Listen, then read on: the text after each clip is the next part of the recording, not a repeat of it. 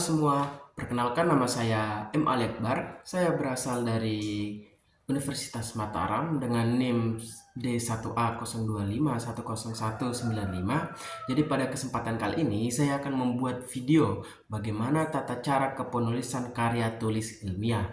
Nah, sebelum lebih lanjut ke tata cara tersebut atau pada pembahasan selanjutnya, saya akan mulai dulu dari konsep dasar karya tulis ilmiah. Nah, karya tulis ilmiah adalah laporan tertulis yang memaparkan hasil penelitian atau kajian mendalam yang disajikan secara sistematis, metodologis, dan konsisten berdasarkan kaidah keilmuan. Nah, ada 4 pilar penting yang harus kita pegang saat memulai KTI atau karya tulis ilmiah. Yang pertama adalah objektivitas. Nah, penulisan itu harus berdasarkan fakta dan data, menghindari opini pribadi.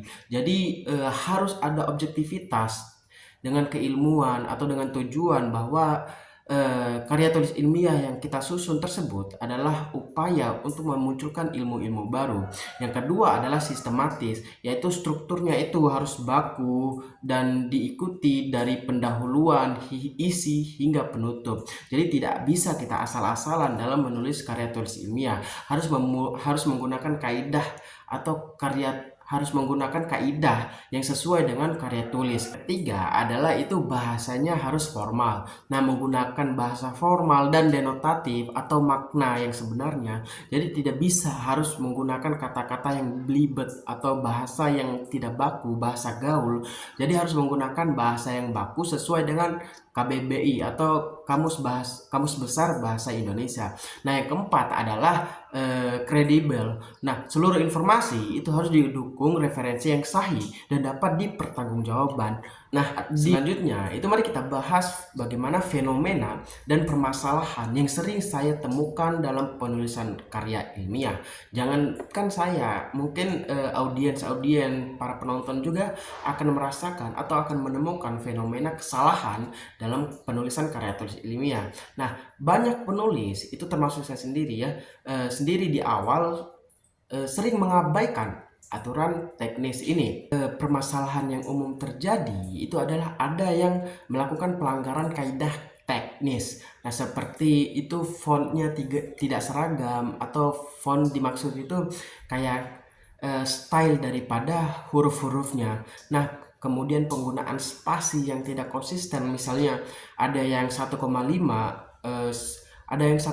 spasi untuk teks tapi 1 spasi untuk kutipan panjang, dan ada pengaturan margin yang keliru, misalnya 4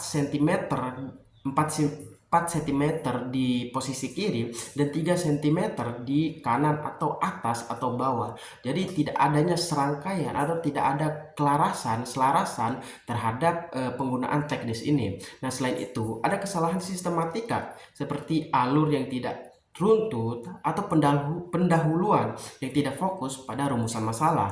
Nah, yang paling fatal adalah ketidakkonsistenan sitasi dan daftar pustaka, di mana penulis itu mencampur berbagai gaya sitasi atau seperti apa, Mila, Chicago, yang secara langsung itu menurunkan kredibilitas karya ilmiah. Tentu walaupun sedikit apapun kesalahan dalam penulisan karya ilmiah itu sangat berpengaruh terhadap hasil karya tulis ilmiah tersebut. Karena mengapa demikian? Karena karya tulis ilmiah ini sebagai dijadikan rujukan untuk keilmuan di masa depan, sebagai pemanfaatan bagi kehidupan manusia. Tetapi walaupun sudah disusun sedemikian rupa, ketika ditemukannya satu kesalahan pun itu akan menurunkan kredibilitas dan ketidakpercayaan terhadap menurunkan kualitas pula terhadap karya tulis ilmiah tersebut. Saya akan memberikan satu contoh kasus. Nah, bayangkan saya menulis artikel ilmiah berjudul pemanfaatan media sosial dan peningkatan literasi digital remaja. Nah, kesalahan yang sering kita buat dalam kasus ini misalnya adalah judul itu ditulis dengan font Arial atau menggunakan kata non baku.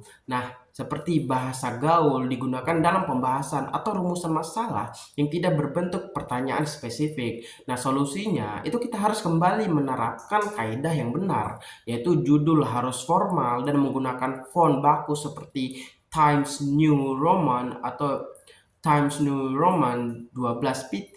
Lalu rumusan masalah itu harus spesifik dan eksplisit. Misalnya itu bagaimana efektivitas penggunaan platform X dalam meningkatkan literasi digital pada siswa SMA. Dan yang terpenting itu pastikan format fisik naskah itu mulai dari kertas A4, margin hingga spasi 1,5 itu konsisten di seluruh naskah. Jadi tidak bisa kita menggunakan di atasnya itu 1,5 lalu di bawahnya itu 1 dan 0,5 dan sebagainya.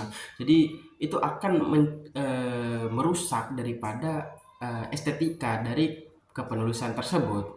Nah, untuk mengatasi semua masalah tadi, itu ada solusi dan penerapan tata cara yang saya rekomendasikan, yaitu dimulai dari struktur sistematika utama. Jadi, sebuah KTI itu harus terbagi menjadi 3 bagian utama. Yaitu pendahuluan. Yang pertama itu adalah pendahuluan. Ini itu berfungsi untuk menjelaskan apa yang akan saya teliti, seperti latar belakang, masalah, tujuan. Lalu yang kedua adalah isi atau pembahasan. Nah, ini bagian ini itu menjelaskan bagaimana penelitian saya dilakukan dan apa temuannya, seperti teori, metode, dan hasilnya. Dan penutup itu menjelaskan jawaban atas masalahan dan tindak lanjut saya yang saya sarankan. Oke, seperti simpulan dan saran. Nah, ini itu membantu memahami fungsi setiap bagian ini, membantu kita menyusun argumen secara runtut dan logis. Selain struktur, itu kita harus memperhatikan kaidah teknis kepenulisan. Nah, dalam aspek bahasa, itu kita kan wajib menggunakan kata baku dari kalimat efektif, serta menghindari penggunaan kata ganti orang pertama, yaitu saya, kami, atau kami ya. Terus lalu kita harus bersikap impersonal. Nah, untuk sitasi dan pustaka, itu saya harus konsisten menggunakan satu gaya sitasi saja. Misalnya, apa style. Ini berlaku baik untuk kutipan dalam teks maupun daftar pustaka. Nah, yang terakhir adalah format teks. Itu harus ragam. Font Times New Roman 12 PT, spasi 1,5 dan margin yang standar. Konsistensi dalam semua aspek ini adalah bukti bagaimana profesionalitas kita sebagai penulis, bagaimana pengalaman kita ini diuji dalam konsistenan ini. Jadi tidak bisa orang menyalahkan kita karena kepenulisan kita itu kan sudah bagus. Jadi diharapkan dalam kepenulisan ilmiah itu harus konsisten bagaimana kita melakukan stylenya tersebut. Jadi sebelum berakhirnya video ini kita harus tarik kesimpulan terlebih dahulu, yaitu tata cara penulisan karya ilmiah itu adalah seperangkat aturan wajib yang menjadi penentu kualitas, yaitu kepatuhan terhadap tata cara ini memastikan KTI yang kita hasilkan itu menjadi valid karena sesuai metode ilmiah, lalu kredibel karena didukung oleh sumber yang jelas, dan komunikatif karena strukturnya itu baku dan mudah dipahami. Dengan memperhatikan tata cara yang benar, kita itu dapat mengubah fenomena menjadi laporan yang jelas, bertanggung jawab, memberikan kontribusi positif dalam bidang akademik. Jadi dengan kita menulis secara benar, dengan mengikuti kaidah kepenulisan secara sistematis, itu kita juga membantu untuk penulis lain, membantu sebagai rujukan bagaimana kepenulisan kita itu sebagai sumber daripada informasi orang-orang lain.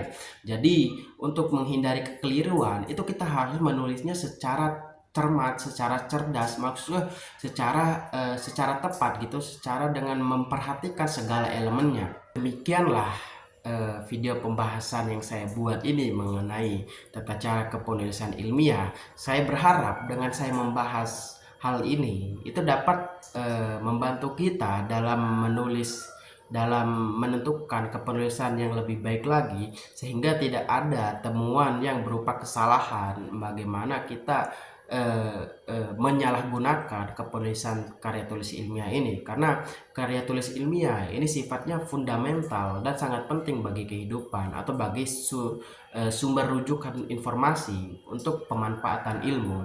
Jadi saya berharap ini materi menjadi panduan yang bermanfaat bagi Anda-Anda semua, bagi kawan-kawanku semua. Nah, terima kasih atas waktu dan perhatiannya. Wassalamualaikum warahmatullahi wabarakatuh.